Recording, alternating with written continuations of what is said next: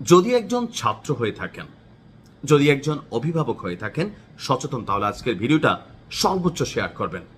একজন শিক্ষকের গালে একজন অভিভাবক গিয়ে তার সন্তানকে শাসন করে একটা চড় মারায়, প্রধান শিক্ষককে অফিসে গিয়ে সরাসরি থাপড়ানোর যে ঘটনা, এইটা ভাই একজন ছাত্র হিসাবে, একজন জাতির সন্তান হিসাবে আমি এটা মেনে নিতে পারলাম না।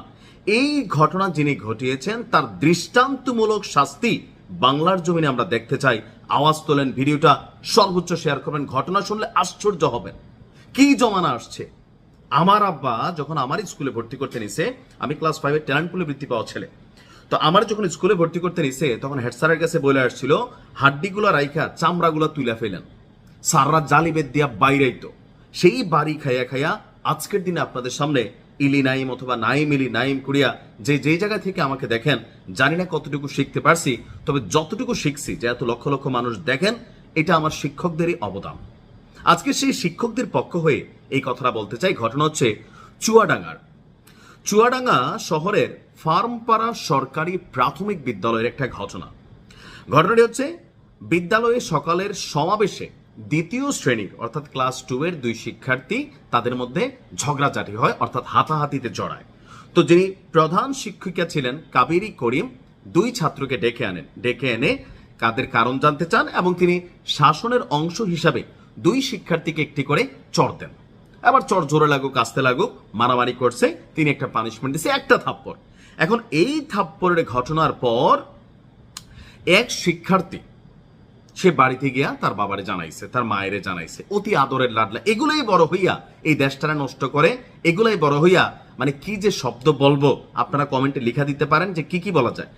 এই ঘটনা শুনে শিশুটির বাপ, কিছু কিছু প্রতিবেদনে তার মায়ের সম্পৃক্ততার কথাও আসছে, ফুটেজে তার বাবার ফুটেজটা আসছে, যে বিদ্যালয়ে এসে প্রধান শিক্ষকের সাথে তর্কে জড়িয়ে পড়েন। এক পর্যায়ে কথোপকথনের এক পর্যায়ে প্রধান শিক্ষিকার গালে চড়থাপ্পড় মারা শুরু করে। ভিডিওটি পরে যখন সামাজিক যোগাযোগ মাধ্যমে ভাইরাল হয়, আমি মনে করি এটা নিয়ে রাষ্ট্রের স্বতন্ত্রভাবে অবস্থান নেওয়া দরকার। আপনার এই ঘটনাকে ঘিরে প্রধান শিক্ষকের বক্তব্য, শিক্ষার্থীদের শৃঙ্খলা রক্ষার জন্য তিনি হালকাভাবে শাসন করেছেন আর এজন্য তার উপর হামলা করা হয়। অভিভাবকের দাবি কি শোনেন, তারা দাবি করেন শিশুকে মারধর করা উচিত নয়। কি মারধর করছে? একটা থাপ্পড়ই তো দিছে, নয়তো 2টা দিছে।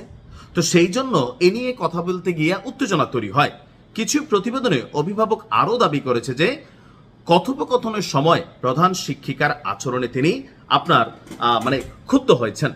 পুলিশ হামলার ঘটনায় আইনগত ব্যবস্থা নেয় এবং অন্তত একজন অভিযুক্তকে গ্রেপ্তারের খবর প্রকাশিত হয়েছে। অর্থাৎ যে মারছে তারা হয়তো গ্রেপ্তার করছে, কিন্তু গ্রেপ্তারই শেষ না। তার বিরুদ্ধে সে যদি কোথাও জব করে তার জবটা পর্যন্ত কেড়ে নেওয়া উচিত বা সাময়িক পানিশমেন্ট দেওয়া উচিত।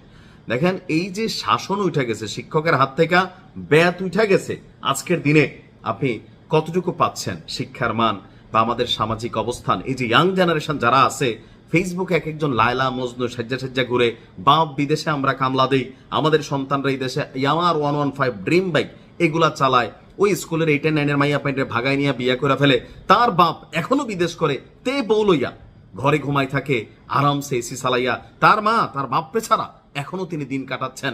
এই হচ্ছে আমাদের অবস্থান, কারণ সন্তানকে কিছু বলা যাবে না। কে আপনি স্কুলে পড়ালেখা করছেন না?